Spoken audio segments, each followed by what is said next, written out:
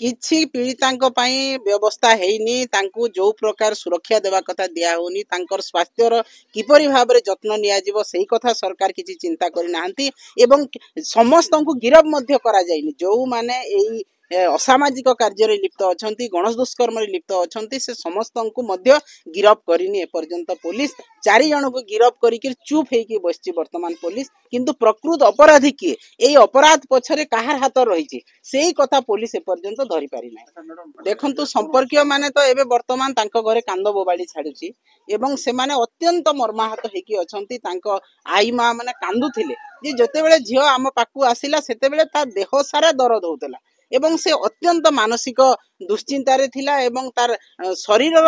अत्यंत क्षति हेतिला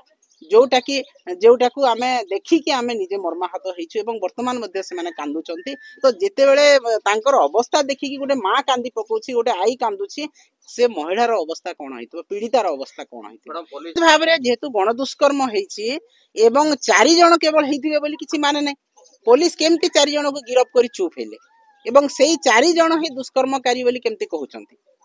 संपूर्ण भाबरे पुंखानुपुंख भाबरे ई केस रो भीतर को चांतु को माने अपराधी अछंती यार मास्टर माइंड के ताकू से गिरफ करंतु एवं महिलार स्वास्थ्य कथा बुझंतु एवं सरकार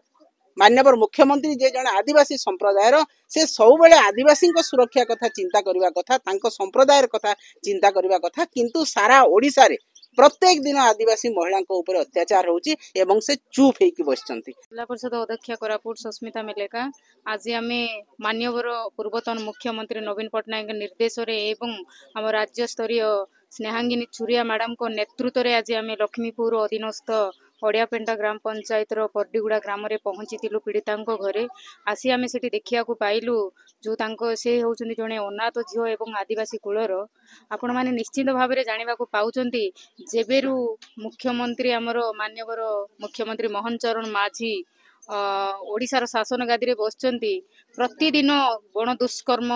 नारी मानक प्रति अत्याचार हो चली एवं नारी मानक प्रति गण दुष्कर्म हो चली आपण मैंने निश्चित भाव में शुणा पाई किछि दिन तले नवरंगपुर रे मध्य गोटे आदिवासी झील से नाबालिका झील को गण दुष्कर्म करके हत्या करके फिंगी दिया जाइतिला ताहार मध्य आज पर्यंत किछि तथ्य नाही कि तदंत नाही आज फेरे पुणी आज पड़ोशी जिला कोरापुट रो लखीमपुर ब्लॉक रे मध्य सेम घटना घटी जो झील को